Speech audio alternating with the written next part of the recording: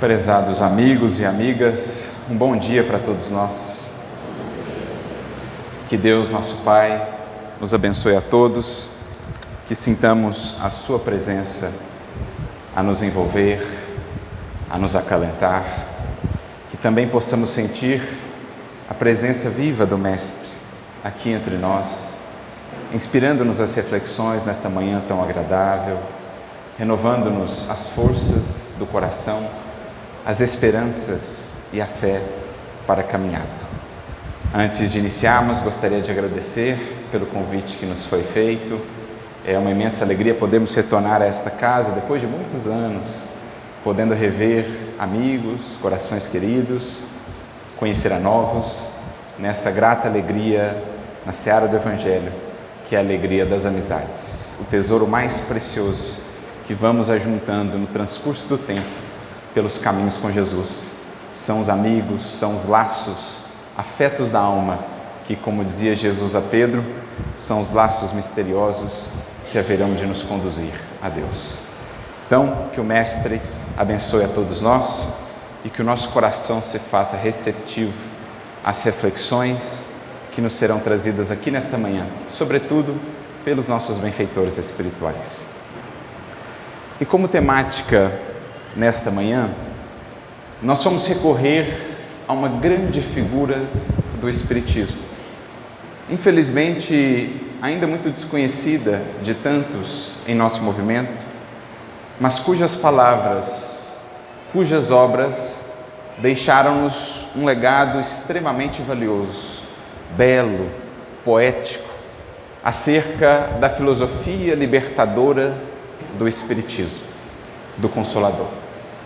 Não por outro motivo recebeu ele o título, muito merecido, aliás, de o apóstolo do Espiritismo, tendo atuado ali quase que contemporaneamente com Allan Kardec, mas principalmente depois da partida de Allan Kardec, tendo sido um dos grandes esteios, um dos grandes pilares de sustentação do Espiritismo pós-Kardec. Em todos os desafios que foram vividos, ele, juntamente com outros grandes nomes, estiveram ali firmes no propósito de divulgarem essa mensagem libertadora. E falamos dele como quem presta aqui uma homenagem e também um devido tributo de gratidão e de honra a esse espírito e às suas obras que muito nos auxiliaram na caminhada. Podemos dizer que a nossa trajetória no Espiritismo foi moldada inicialmente por ele, antes mesmo de conhecermos as obras básicas ou de nos determos nos estudos das obras kardecianas. Ficamos tão encantados com a primeira obra que pudemos ler de sua lavra, ficamos tão encantados com a primeira obra, que fomos então procurar todas as outras obras que pudemos encontrar, sempre nos deliciando com a sua habilidade de tratar assuntos tão vastos, tão complexos às vezes, sempre com uma beleza, com uma fluidez que nos fazia sentir o poder da eloquência, o poder do verbo bem utilizado. Creio que alguns já puderam identificar de quem se trata. Estamos a falar de Leon Denis, aquele que foi um dos grandes continuadores de Allan Kardec, que produziu-nos obras magnas, como por exemplo o livro Depois da Morte, o livro O Grande Enigma, o livro O Problema do Ser e do Destino, na versão original em francês, mas que na tradução brasileira ganhou um adendo no título, O Problema do Ser, do Destino e da Dor. Para citarmos três, dentre outras obras que ele nos deixou e que precisam realmente ser conhecidas para que a gente consiga alcançar, e mais do que isso, sentir a grandiosidade do conhecimento que está em nossas mãos, que podemos acessar todos os dias, nos livros que nos chegaram, sejam por escritores encarnados, sejam aqueles de origem mediúnica. Por meio de obras como essa, a gente vai percebendo melhor o valor do tesouro da doutrina espírita em nossas vidas, o quanto dela temos recebido, e naturalmente isso amplia em nós a consciência do quanto nos cabe retribuir. transformando todo esse influxo de luz do alto que chega em nossas vidas como investimento, transformando tudo isso em realização, em vida renovada e transformada com Jesus, para o bem, para a glória do bem e do amor. É o que precisamos entender, sobretudo nos tempos que vivemos, tempos desafiadores. Os tivemos em todos os tempos na terra, em verdade, mas agora, sobretudo, dizem-nos os próprios Espíritos, são chegados os tempos. Vivemos tempos culminantes em que um modelo de ser humano, um modelo de humanidade vai perdendo razão de ser, vai perdendo seu espaço e o seu tempo, para que um novo modelo de ser humano e de sermos humanidade possa enfim estabelecer as suas bases. A matéria vai perdendo o seu império, o seu domínio sobre as almas, para que enfim se afirme daqui para todo sempre a era e o império do Espírito.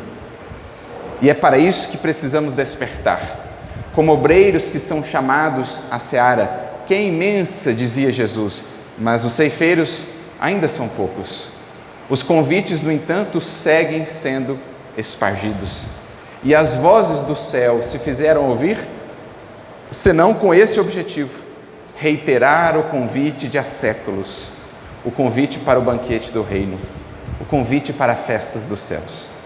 Por isso vemos no prefácio do Evangelho segundo o Espiritismo a orientação do próprio Mestre, do Espírito de verdade, quando nos diz: as vozes do céu ressoam, que nós, os que aqui estamos, possamos em uníssono entoar os concertos da imortalidade com os Espíritos que nos chamam à nossa destinação. Leon Denis, como poucos, soube traduzir para nós a beleza dessa imortalidade que nos espera. Passear pelos seus livros é como sentirmos a nos deslocar pelo infinito do cosmos. Concluir uma de suas páginas, ele sempre tinha essa habilidade de, ao final de cada capítulo, levar-nos ali a um clímax de inspiração. Concluir uma de suas páginas, um de seus capítulos ou livros, é como sentirmos depois de uma grande sinfonia, extasiados, estáticos, ante as maravilhas que nos são descortinadas pelo Consolador. É sobre isso, portanto, que nós vamos conversar nesta manhã, sobre a importância de nos entendermos como espíritos de fato, nesse tempo especial, singular da história da humanidade, convidados com Cristo e na seara do Espiritismo e do Consolador, sermos esses agentes, esses arautos que anunciam ao mundo a realidade gloriosa da vida, que se estende para muito além da pobreza e estreiteza dos nossos sentidos materiais.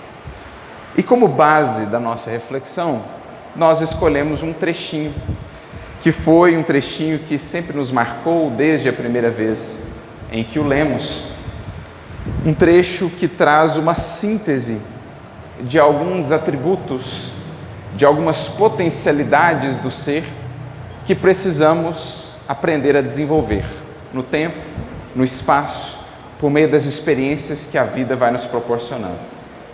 Esse trecho encontra-se na obra O Problema do Ser, do Destino e da Dor, na terceira parte da obra, no capítulo de número 25, em que Leon Denis vai tratar sobre o amor.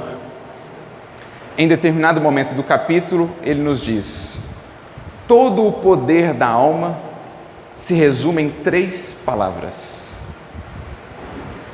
querer, saber, amar.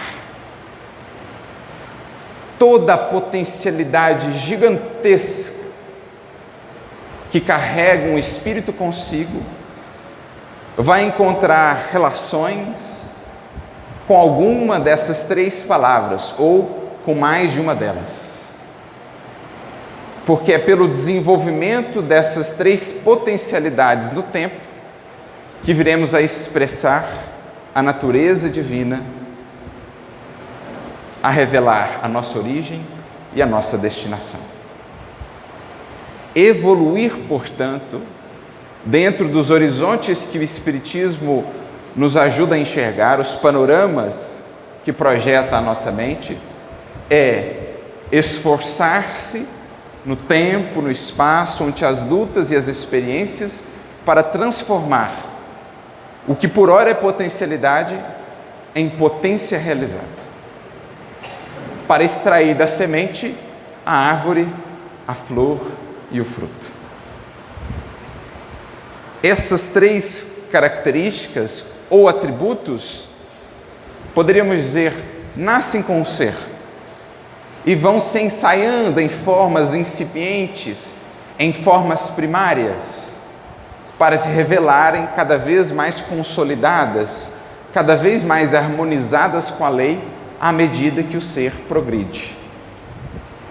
É assim que vamos ver o querer, por exemplo, sendo ensaiado em milênios incontáveis de evolução nas formas ou nos domínios do instinto, para ir sendo qualificado no espaço, no tempo, à medida em que o ser vai despertando, desabrochando para a razão, para um exercício cada vez mais lúcido da razão. O querer, portanto, vai sendo aprimorado. Também o saber vai sendo ensaiado nas primeiras formas de curiosidade, de busca de entendimento dos fenômenos, daquilo que cerca o ser, quando ele passa a tomar consciência de si e do seu entorno. As primeiras indagações começam a surgir. Por que a natureza é assim? Por que esse fenômeno se dá desta maneira? O que é esse elemento? O que é este fenômeno? São estas indagações que expressam os primórdios da busca pelo saber. Estas indagações que vão movendo o ser no anseio por respostas. Também o amor, ou o amar, vai sendo ensaiado, mesmo antes do reino da humanidade, em estágios anteriores da evolução, onde o princípio inteligente se ensaia, desde o reino mineral, vegetal, animal e outros intermediários que por ora nos escapam, ali essa força incipiente já vem sendo ensaiada, já vem tendo seus primórdios.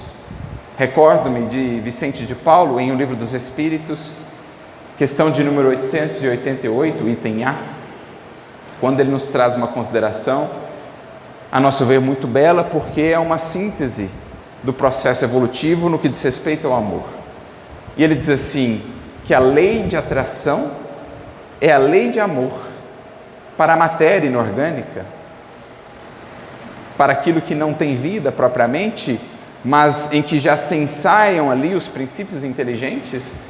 Ali nós temos uma primeira expressão da lei de amor, na forma da lei de atração, que veremos na gravidade, por exemplo, ou no âmbito, nos escaninhos mais profundos da matéria, as forças de atração entre o átomo, dentro do átomo, força nuclear forte, força nuclear fraca, as forças conhecidas atualmente pela física, as forças na química de atração, de afinidade entre elementos, ali já são ensaios da lei de amor. Então, a lei de atração é a lei de amor para a matéria inanimada, ao passo que a lei de amor é a lei de atração para os seres vivos e conscientes. Para aqueles seres que vão despertando para a necessidade de depurar essa força, para que ela não esteja simplesmente a serviço dos desejos menos dignos, mas para que ela se sublime, levando-nos mesmo, fazendo-nos sentir-nos atraídos ao polo central do universo da criação, que seria o próprio Criador. Então, muito interessante pensarmos nessa síntese que Leon Denis nos propõe, dizendo-nos que todo o poder da alma se resume nessas três palavras. É claro que, para entendermos isso, precisaremos abarcar milênios incontáveis de evolução. Mas tudo pode ser entendido, resumidamente, como um processo de desenvolvimento dessas potencialidades, transformando-as em potência. Um dia, no Espírito que veneramos, pelo nome de Jesus Cristo, essas potencialidades ali também se ensaiaram para a vida. Mas hoje, quando Ele veio ter conosco, quando é o gestor e coordenador de todo o processo evolutivo neste planeta, essas potências se revelam nele no ápice, do seu desenvolvimento, o que nos encanta, o que nos fascina, porque Ele é o divisor das eras, porque nestes tempos que se aproximam, em que nos rememoramos do seu nascimento, daquela noite singular que dividiu a história da humanidade, na singeleza de um estábulo e de uma manjedoura, porque parecemos sentir coletivamente as vibrações mais amenas, os corações mais impelidos ao amor, à solidariedade, pela simples lembrança mais viva do Mestre em nós, porque Ele revelava em si toda essa potência do Espírito Filho de Deus, que tomou posse de sua herança, e que revela em tudo, em cada gesto, num simples olhar, mas pelas próprias vibrações também, a presença de Deus, a presença divina, que não pode ser esquecida, que marca as vidas indelevelmente ao seu redor. Então, em Jesus, o querer, o saber e o amar foram elevados à potência máxima. Vemos aquele querer plenamente fiel à vontade divina, o saber desse Espírito que foi incumbido de criar um planeta, estabelecer toda a dinâmica da natureza aqui, tornando este ambiente propício à evolução dos que aqui estamos. Quando falamos de um espírito puro, não podemos nos esquecer, na própria definição de Kardec, um espírito puro é aquele que tem ciência de todas as coisas. Jesus, portanto, não é só um mestre no âmbito moral da vida.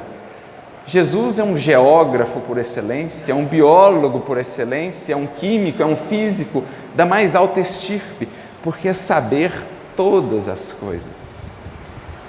Claro, nunca chegando a saber tanto quanto Deus. Por mais tenha caminhado a criatura em relação ao onipotente, ao onisciente, há ainda um abismo a nos separar. No entanto, tanto quanto possível, nesses altiplanos da vida, sabe o Senhor de todas essas coisas. E o amar, expressão máxima da presença divina na criatura. Em Jesus resplandece a luz solar do amor, cativando almas do transcurso dos séculos, apresentando-nos esse como único e definitivo caminho de ascensão definitiva aos páramos celestiais. Então é sobre isso que nós vamos conversar, tentando percorrer aqui essa jornada pelo pensamento, recorrendo naturalmente às compreensões e entendimentos que o Espiritismo nos traz. Vamos tentar depreender algumas considerações em torno de cada um desses âmbitos, de cada uma dessas palavrinhas, o querer, o saber e o amar, a fim de que meditemos como estamos nós diante de cada uma delas. Em que ponto está o nosso querer? Já há algum querer efetivo para algo que seja mais nobre? Ou gravita o nosso querer ainda apenas em torno do que é mais elementar, do que é material? Como está o nosso saber? Que horizontes já alcançamos na criação? E principalmente, como está o nosso amar? Ainda misturado, tão envolto nas tramas do egoísmo, ou já libertando-se com Cristo para o amar-vos uns aos outros como eu vos amei, tendo por referência agora o amor com que Ele nos amou, amor que liberta, amor que torna a criatura mais leve, mais livre para ascender às culminâncias da vida, para sentir gozos e alegrias jamais antes vistos, só descobertos por aquele quem ama, ama sem exigir, ama sem cobrar, ama por amar, descobrindo que a maior alegria de quem ama é justamente amar e não ser amado de volta. Então vamos meditar sobre isso, começando pelo fundamento, começando pelo querer. E o próprio Leon Denis vai trazer um pequeno comentário sobre cada uma dessas palavrinhas, que vamos tomar como ponto de partida para as nossas considerações. Ele diz assim: querer, isto é, fazer convergir toda a atividade, toda a energia para o alvo que se tem de atingir, desenvolver a vontade e aprender a dirigi-la. Desenvolver a vontade e aprender a dirigi-la. Porque no atual estágio em que estamos, somos chamados a uma evolução consciente. E não se sustenta, não se realiza uma evolução consciente sem o uso da vontade. O próprio Leon Denis, em outro momento, a definirá como a faculdade soberana da alma. Não há progresso efetivo, consciente do ser, que não passe pelo uso adequado dessa força. Porque é ela que mobiliza todas as outras forças do ser. É ela que vai acionar todos os outros departamentos da mente, do espírito. Emmanuel, ao falar sobre este assunto, no livro Pensamento e Vida, um clássico, obra maravilhosa, logo no capítulo de número 2, ele traz-nos uma imagem interessante acerca da vontade, definindo-a como a gerente do escritório mental, que conta com os seus gabinetes ou departamentos, o departamento do desejo, da inteligência, da memória, da imaginação, alguns dos quais ele cita, mas todos esses, para bem funcionarem a serviço da evolução, deverão estar regidos pela vontade. Evoluir conscientemente representará uma evolução que não precise mais de longas, de tão demoradas curvas. Significa atender aquele convite expresso no Evangelho pelo Batista, precursor de Jesus: endireitai os caminhos do Senhor, tornai retas as suas sendas. Para que percorrermos curvas tão longas, se pela vontade já podemos nos disciplinar para escolhermos caminhos mais retos, de mais retidão, de mais harmonia com a consciência? Por que pagar o preço de atalhos tão longos e de lágrimas tão amargas, se podemos seguir por caminhos mais amenos, já que Jesus mesmo nos disse que com Ele o jugo sempre será mais suave e os fardos sempre mais leves? Isso é evoluir conscientemente. Ao invés de bater tanta cabeça na pura experimentação, no empirismo apenas, usar o que já empreendemos ou conhecemos da lei para agora escolhermos com mais discernimento. Porque, como nos dizia um querido amigo, não o conhecemos desta encarnação, mas o temos como tal, um professor, Honório Onofre de Abreu, ex-presidente da União Espírita Mineira, grande estudioso do Evangelho, ele nos dizia que aos tempos do Consolador, nesses tempos em que agora vivemos na humanidade, o nosso desafio não é mais discernir entre o bem e o mal. Isso é mais elementar. O nosso desafio é discernir entre o bom e o menos bom. Em outras palavras, qualificarmos-nos mais. Lembremos dos solos lá da parábola do semeador, do solo fértil.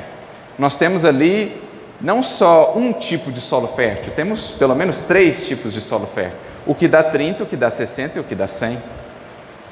Então, mesmo aqueles que já estão algo operando no bem, é preciso sempre aperfeiçoamento constante, escolher ainda melhor os caminhos, para que de 30 passemos a produzir 60, para que de 60 passemos a produzir 100, para que de 100 um dia venhamos a produzir 1000. Isso é usar a vontade atrelada ao elemento seguinte, o saber, o conhecimento, para podermos crescer mais e mais em termos de possibilidade, de instrumentalidade para o alto, para Jesus, qualificando-nos para qualificar a vida ao nosso redor. Então é assim que Emmanuel vai definir a vontade lá como essa gerente esclarecida, acionando todas as demais forças e departamentos do ser. Mas, se a gente faz uma retrospectiva, vamos ver que a vontade vem sendo desenvolvida, ensaiada, como nós mencionávamos, desde lá dos instintos mais elementares. O nosso querido André Luiz, no livro Mecanismos da Mediunidade, capítulo de número 11, ele tem um estudo muito interessante acerca da vontade. Ele está falando de ondas mentais, mas dentro do capítulo de ondas mentais ele trata de vontade. Porque, fundamentalmente, na definição de André Luiz, também de Emmanuel, em Pensamento e Vida, o que é a vontade? É a capacidade de escolher a quais ondas mentais nos associarmos. É a capacidade de focar as nossas ondas mentais nesta ou naquela realização, deixando para trás aqueles atrativos, aquelas seduções que não mais condizem com os chamados da vida. com as nossas necessidades evolutivas. Então, a vontade seria como que, e essa é uma figura de que Emmanuel também se serve, o sintonizador do rádio, em que eu sintonizo então quais ondas são mais condizentes agora com o que tenho a realizar, com o estágio evolutivo em que estou. Então, dentro do capítulo de onda mental, André Luiz vem desenvolvendo o conceito de vontade ou de alavanca da vontade, que diz ele, vem sendo automatizada, vem sendo desenvolvida em milênios e milênios incontáveis no âmbito do instinto. Primeiramente, mais adstrita, mais limitada a esses círculos mais estreitos do primitivismo, em que a criatura ela quer aquilo que é satisfação imediata, aquilo que é necessidade fisiológica. O seu querer, os seus anseios, os seus desejos não buscam horizontes ainda mais amplos de consciência, de entendimento acerca de si ou da lei divina. O seu querer está mais limitado ao que ela precisa. Tem fome, então eu quero comer. Surge ali a necessidade de procriação, então o seu desejo está fixado naquele elemento, naquelas forças, naquelas buscas.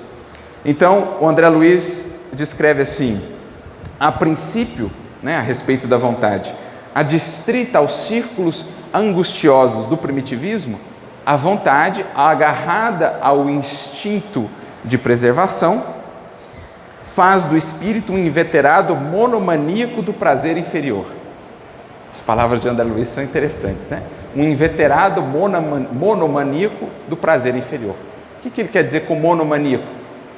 A ideia fixa. A criatura só pensa naquilo. No primitivismo, a criatura só pensa na necessidade fisiológica. O seu pensamento, as suas aspirações não buscam horizontes mais amplos. Com o passar do tempo, adquirindo experiência, vivência, o ser começa a projetar essa busca, esses anseios para outras coisas, mas ainda de maneira intermitente. Diz André Luiz, em geral, na maioria das vezes, a criatura ainda fecha o circuito sobre si mesma e sobre as sensações mais inferiores. Esse é o estudo da evolução. A criatura que está vindo do primitivismo, a criatura que ainda não despertou para uma vida maior, está mais limitada ao simples existir. Necessidades fisiológicas, depois as sensações, para só mais tarde começarem a pensar em termos de buscas transcendentes, de sublimação íntima, construção de virtudes. Isto vem depois com a experiência. A capacidade de projetar a vontade nessas realizações. No início, ou é o monoideísmo, a monomania dos prazeres e sensações inferiores, com alguns lapsos já de interesses além disso. É mais ou menos assim que André Luiz vai definir esses estágios iniciais do nosso querer, ensaiando a vontade. Prossegue ele dizendo, avançando pelo terreno inicial da experiência, aparece o homem qual um molusco inteligente, sempre disposto a fechar circuito das próprias oscilações mentais sobre si mesmo, em monoideísmo intermitente. É o que nós falávamos agora. Mas o tempo vai avançando, as lutas, as dores, as decepções, desilusões, a reencarnação vai fazendo o espírito amadurecer. E ele então vai começando a saturar-se só das sensações mais inferiores. Ele começa a ter anseios mais profundos. A natureza divina fala fundo nele e ele começa a perceber que essas sensações apenas não satisfazem. O seu querer então começa a se projetar para aquilo que é menos material, para aquilo que é mais espiritual, para aquilo que é mais transcendente. Poderíamos aqui nos recordar da também muito feliz síntese do Espírito Lázaro, em o Evangelho segundo o Espiritismo, quando trata lá da lei de amor. Ele diz, em suas origens, o homem não tem senão instintos, mais avançado e corrompido, sensações.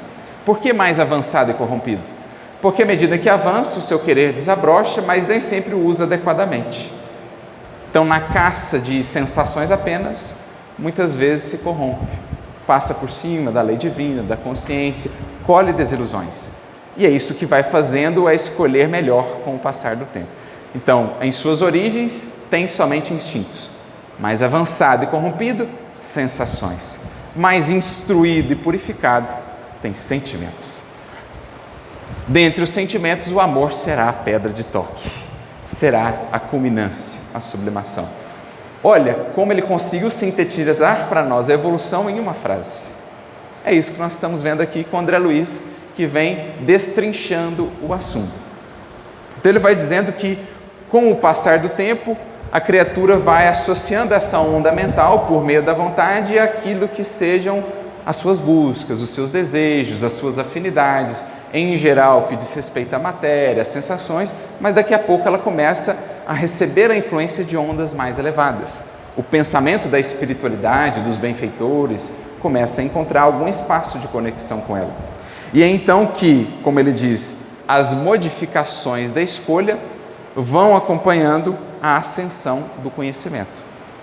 Quando a criatura vai abrindo outros horizontes mentais, percebendo que a vida é mais do que simplesmente comer, procriar, dormir, buscar prazer, quando ele vai vendo que existe uma sabedoria, quando ele vai vendo que existem porquês, quando ele vai vendo que há uma regência na vida, à medida que o conhecimento vai ascensionando, a escolha vai se modificando.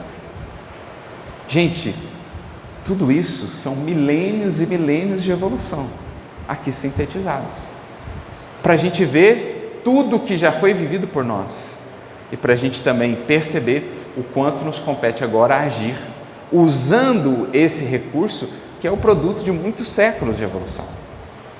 E aí ele diz que a vontade que existia antes de, por exemplo, prazer, ou a vontade de domínio, vai se transformando no tempo no prazer de servir e no prazer de aperfeiçoar, acompanhado esse prazer do autodomínio.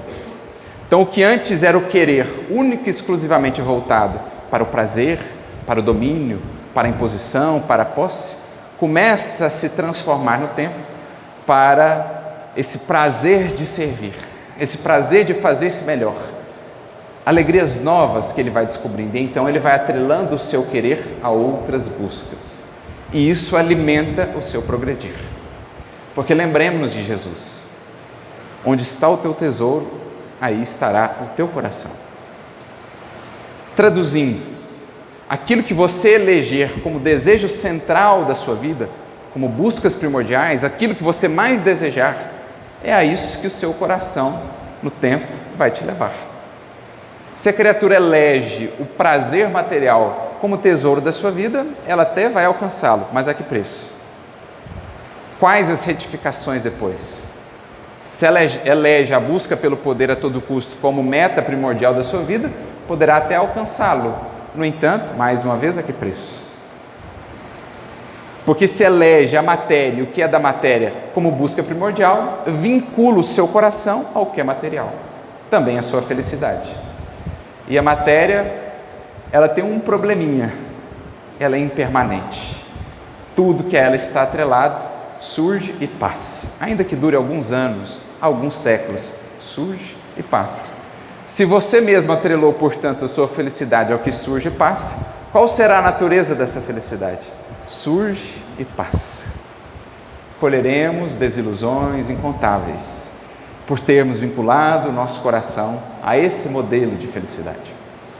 O espírito, no entanto, que começa a projetar o seu querer, voltando para as coisas divinas, esse enfim descobre as fontes permanentes de alegria, felicidade e realização para o ser.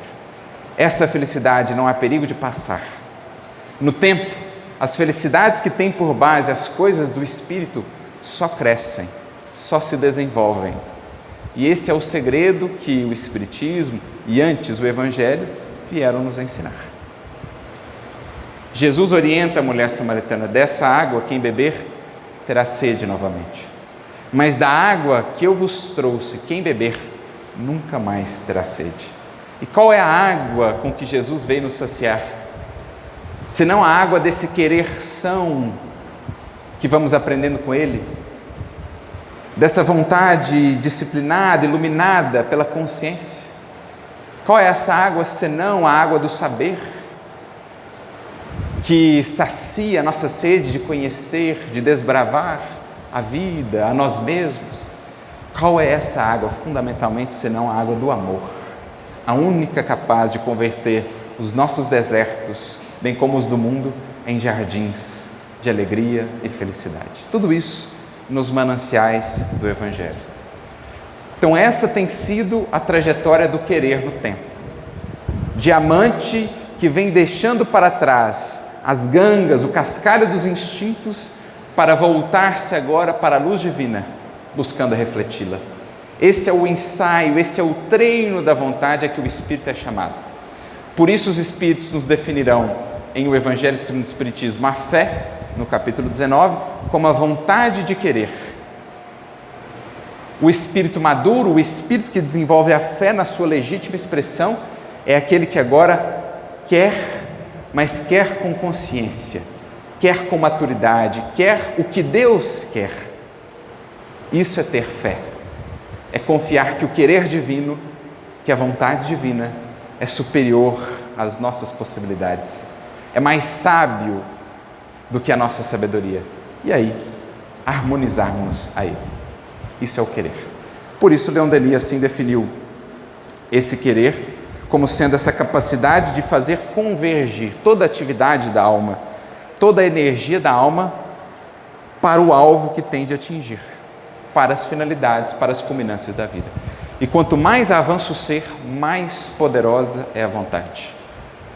O André Luiz, no capítulo que nós mencionávamos do mecanismo da mediunidade, diz-nos que a verdade, ou melhor, a vontade, quando madura, quando desenvolvida, ela se torna um ciclotron.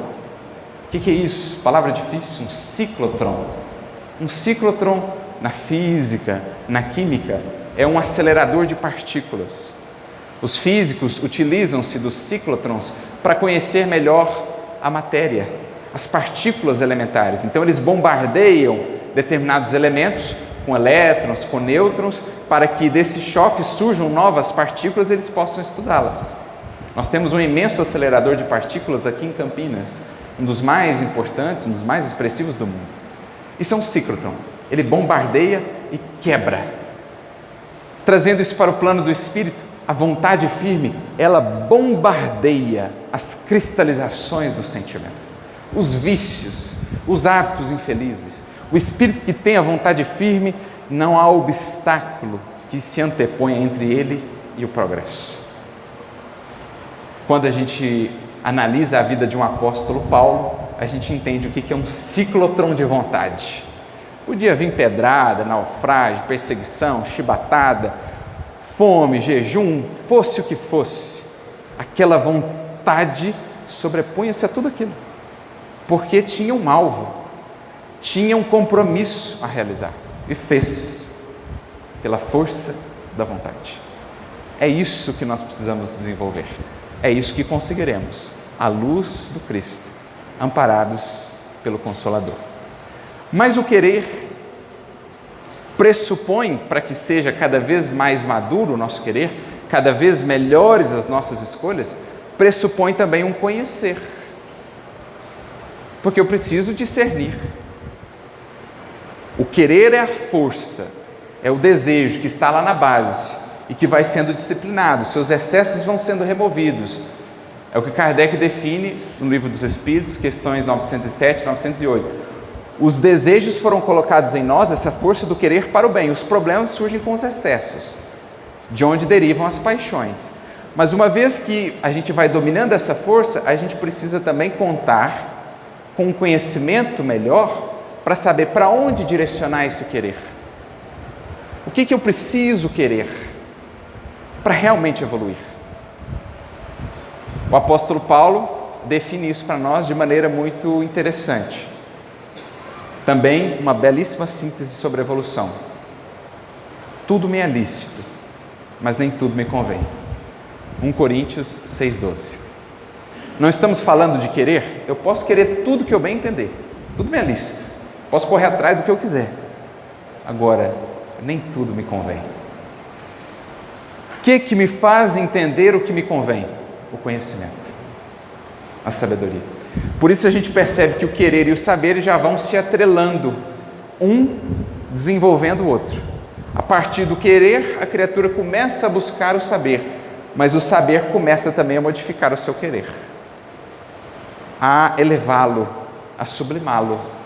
Daí a importância, amigos, de conhecermos, de entendermos o que é a lei, o que é a vida ao nosso redor, quem somos nós, onde estamos, o que fazemos.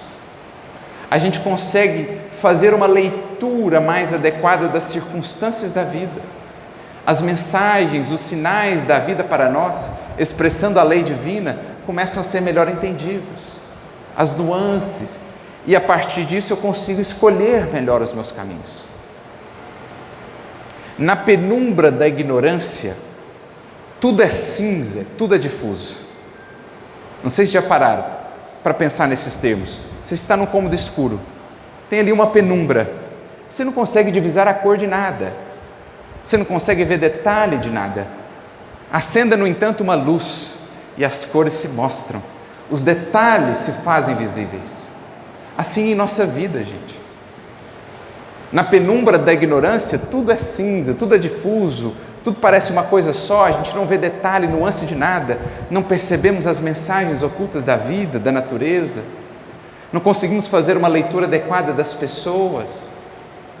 Acendamos, no entanto, a luz do conhecimento e a gente consegue penetrar no âmago dos detalhes, a vida é mais colorida, os horizontes são mais belos.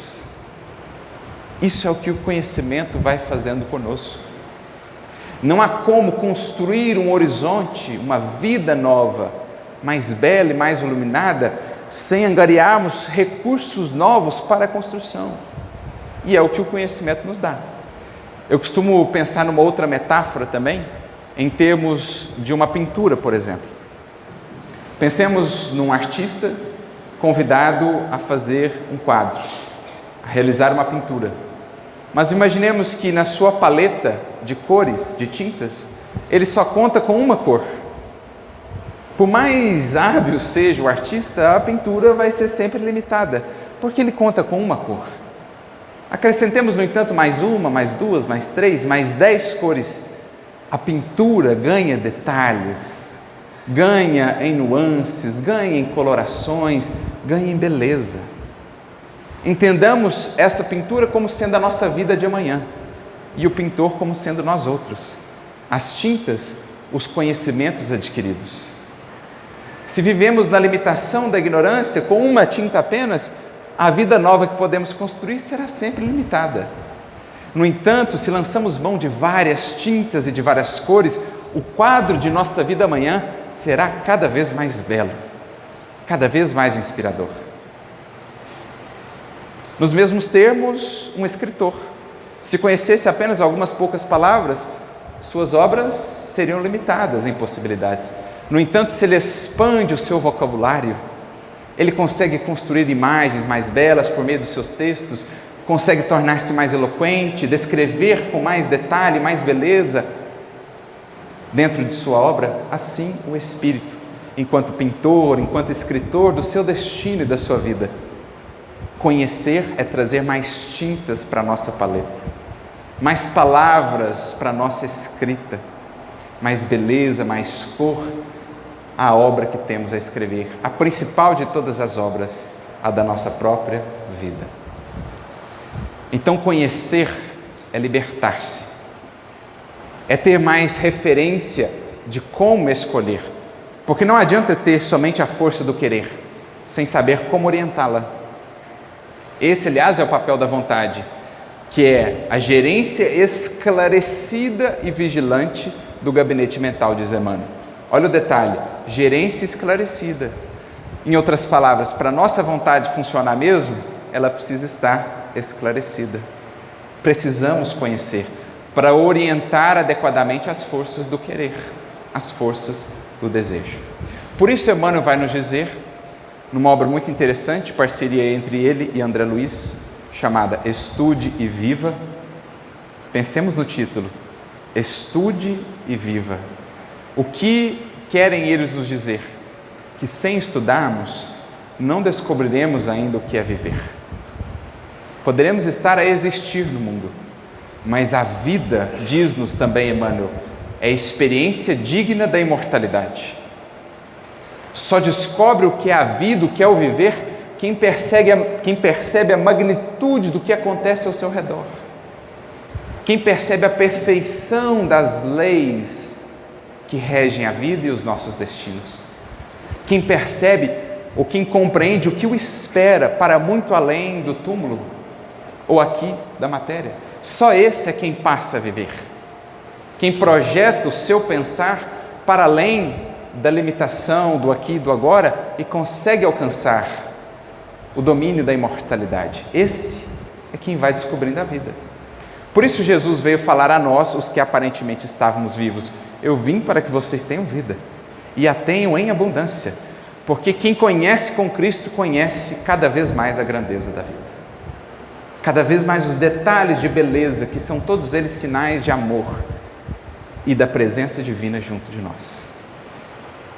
Isso é o que o conhecimento vai fazendo. Então, no prefácio do livro Estude Viva, Emmanuel nos diz que o conhecimento, ou o estudo que leva ao conhecimento, é uma espécie de caridade para conosco, porque ninguém alcançará os altiplanos da evolução sem libertar-se das algemas e do império da ignorância.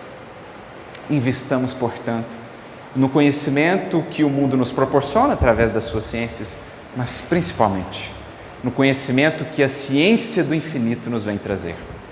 Porque é assim que Allan Kardec vai definir o Espiritismo na introdução de O Livro dos Espíritos. Diz-nos ele que para formar-se no mundo um médico, um engenheiro, um advogado ou qualquer outro curso que possamos pensar, são pedidos alguns anos. E nem sempre se forma um bom médico, um bom engenheiro, mas ainda assim demandam-se alguns anos. Agora ninguém se engane quanto ao que nos cabe investir em busca da ciência do infinito. O Espiritismo é material de estudo para a eternidade afora, para séculos, para encarnações incontáveis, porque ele nos descortina os panoramas do infinito. E como nos alegra, como nos consola, como nos preenche de contentamento a possibilidade de entender melhor a vida em nós e ao nosso redor. Eu me lembro com que alegria, com que fascínio pude ler pela primeira vez a coletânea de André Luiz e perceber, gente, tudo isso está acontecendo ao meu redor sem que eu veja. Benfeitores me amparam durante o sono, benfeitores me acompanham durante a vida, as escolhas, a trajetória, sem que eu tivesse conhecimento. Tudo isso acontecendo ao nosso redor, dia a dia, ano a ano, sem que os nossos olhos materiais pudessem ver. Porque estes olhos só contemplam o que está morto ou o que vai morrer. Mas os olhos do Espírito que se abrem para a vida pela luz do conhecimento, esses contemplam as realidades verdadeiras e permanentes da vida.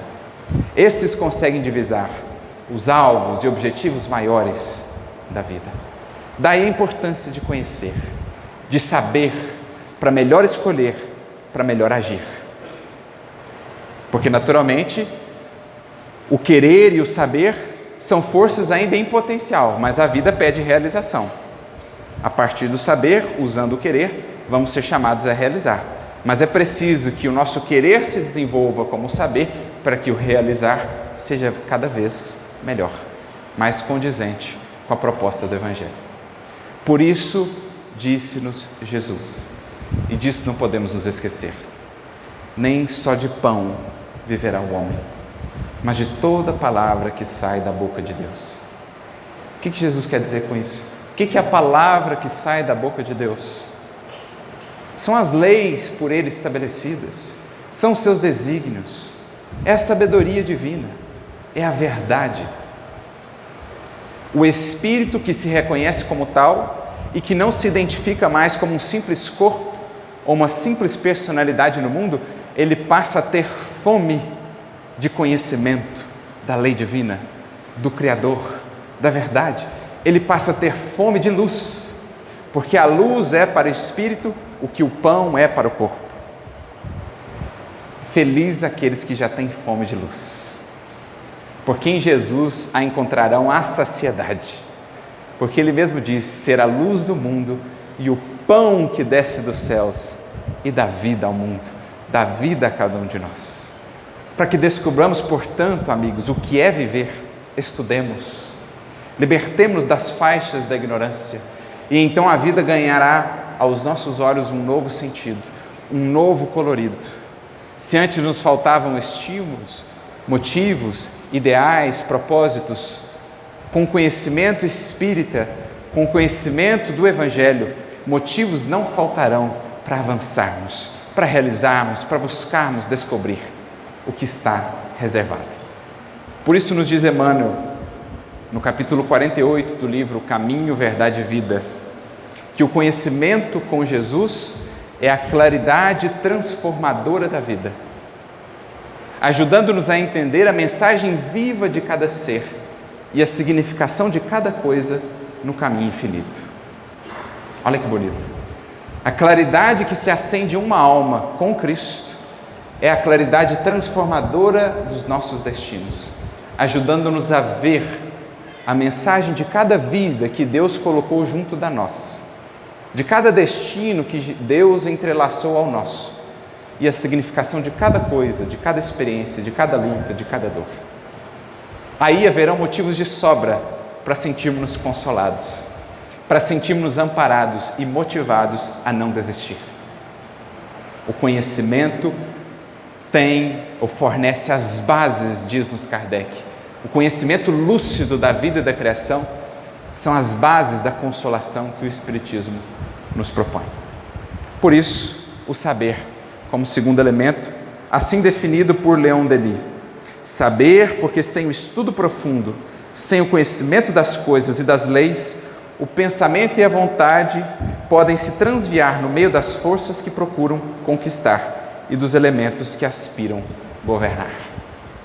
No entanto, ainda assim, a criatura pode se perder, porque o saber pode ser, infelizmente, mal utilizado. Se ainda as forças do egoísmo mantêm cativa a criatura, o saber poderá estar a serviço do interesse, como vemos muitas vezes nas guerras. Quanto saber envolvido ali na construção e na concepção de armas de destruição em massa. Quanta inteligência mal aplicada na criação. O saber dá-nos largueza de possibilidades. O saber é o crescimento horizontal na vida. Mas só o sentimento e o amor é crescimento vertical em direção a Deus. Porque é o amor que se aproxima dos labores da ciência e do saber, dando-lhes a consciência do bem, diz-nos Emmanuel, uma bonita página, também no livro Caminho, Verdade e Vida, agora capítulo 152. Se a gente descobre determinado invento da ciência, o egoísmo muitas vezes querá se servir dele para os seus fins escusos, interesses mesquinhos, mas o amor diz-nos a correta aplicação daquilo a benefício comum. Por isso, diz-nos Emmanuel, que o amor aproxima-se da ciência, do saber, do conhecimento, dando-lhe o sentido, a direção adequada para o bem comum, para a coletividade, para o progresso geral. Paulo, lá atrás, já nos dizia, inclusive é o versículo que Emmanuel comenta na mensagem que citávamos, que a ciência incha, mas o amor edifica. Não que a ciência seja um problema, o conhecer seja um problema, mas é que, na imensa maioria das vezes, apartada do amor, que traz consigo também a humildade, ela se incha.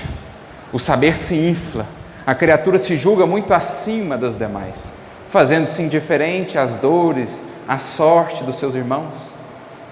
Num castelo, de grandeza, de falsa grandeza que constrói para si. Mas em existindo o amor, o conhecimento então encontra o seu verdadeiro propósito na criação, que é edificar, que é servir às coletividades, ao bem comum. Por isso diz-nos também Emmanuel, que o saber nos caminhos da vida pode muito. Quem sabe pode muito, mas quem ama pode mais. Nos caminhos da vida, quem sabe pode muito, e devemos buscar o saber para ampliar as nossas possibilidades, o alcance de nossa ação. Mas quem ama, meus amigos, pode mais. Porque vemos almas no transcurso dos séculos que, sem quaisquer lauréus de conhecimento do mundo, sem quaisquer títulos, arrastaram consigo multidões para a glória do bem.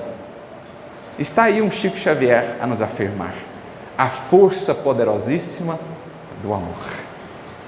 Estão aí os primeiros mártires, em sua maioria criaturas singelas, sem grandes estudos, sem grandes recursos do mundo, mas que com a simples força do amor, a serviço do Cristo, venceram impérios, perseguições inomináveis, dores atrozes, pela simples, mas poderosíssima força do amor, que é a culminância da vida, a culminância do ser, revelando o divino em si.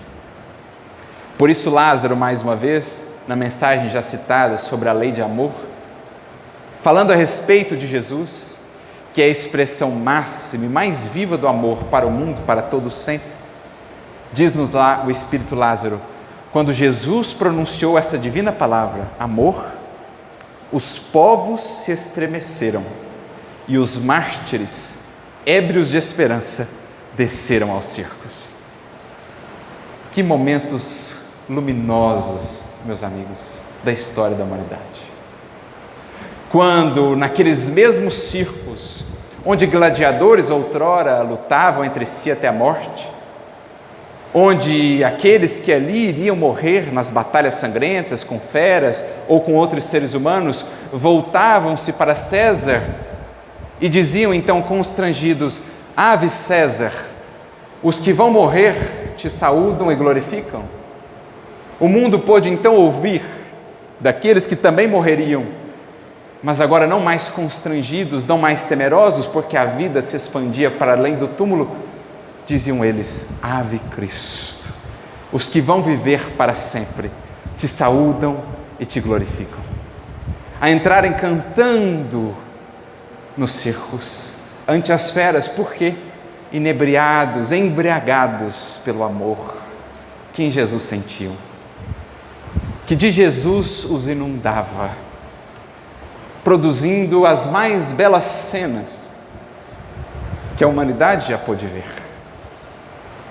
Em especial, aquela cena que se deu um dia naquela pequena montanha, naquele pequeno monte, nas cercanias de Jerusalém, quando diz-nos o próprio senador, que por esse amor foi convertido, diz-nos ele que participou dos últimos momentos do julgamento de Jesus, que saiu aquele cortejo seguindo em direção ao Calvário, ao Gólgota, e os romanos voltavam ali às suas festividades como se nada de especial estivessem ocorrendo, sem saberem que a alguns metros dali, naquele monte, naquela cruz, se acenderia para a humanidade a luz mais gloriosa e inapagável que esta terra já viu, que os séculos já puderam ver. No exemplo maior do amor que tudo renunciou para estar conosco, que nada nos cobrou para tudo nos dar. Há, diz-nos Emmanuel, uma glória oculta na crucificação, que raros olhos conseguem ver, porque é preciso sentir para poder enxergar o que está expresso naquela cruz. O amor sem medidas, o amor que tudo deu por nós. É o amor que nos cativa, é o amor que nos tem chamado, que nos tem convidado a amar de volta. E como Paulo, sem sombra de dúvidas, podemos dizer, o amor nos constrange, o amor do Cristo nos constrange, sentindo-nos ainda tão imperfeitos, mas mesmo assim tão amados, não conseguimos outra resposta senão amar de volta. Por isso é, dentre as três palavrinhas, o amor a última delas, porque o amor sempre terá a última palavra, porque o amor é a culminância da vida e sem ele nada teria efetivamente sentido. Paulo, absolutamente inspirado pelo mais alto, escreveu talvez a mais bela página da história da humanidade. Capítulo 3 da sua primeira epístola aos Coríntios, quando nos diz, ainda que eu falasse as línguas dos homens e dos anjos, ainda que tivesse toda a ciência e toda a fé a ponto de mover as montanhas, ainda que desse todos os meus bens aos pobres e o meu corpo para ser imolado. Se o amor não tivesse, nada seria, nada teria, porque só o amor dá sentido à vida. Só o amor é a própria alma da vida, é a presença divina em nós. O amor, portanto, é a culminância. O amor, meus amigos, é a resposta que por séculos temos buscado. Ante as nossas indagações, ante os nossos vazios, ante as nossas angústias, olhemos para Jesus e vejamos que Ele, o amor encarnado, é a resposta que temos buscado. E que o verbo amar é a chave libertadora de nossas existências. Por isso diz-nos Leon Denis: acima, porém, de tudo, é preciso amar, porque sem o amor, a vontade e a ciência seriam incompletas e muitas vezes estéreis. O amor ilumina-as, fecunda-as, centuplica-lhes os recursos. Amemos, pois, meus amigos, e encontraremos com Jesus o caminho, enfim, de nossa libertação e da verdadeira felicidade que temos perseguido em tantos lugares sem encontrar. Peçamos a Jesus que nos ampare e nos ilumine, fazendo com que o nosso querer seja o querer dele, o querer divino, fazendo com que o nosso saber seja luz a serviço não só de nós próprios, mas da humanidade, mas acima de tudo, para que o nosso coração seja uma tocha inflamada pelo seu amor, a iluminar não só os nossos passos, como das vidas que conosco têm caminhado. Que Jesus nos abençoe, avancemos, querendo, sabendo e amando, na certeza de que o Mestre nos espera para o abraço definitivo. A todos muita luz e muita paz.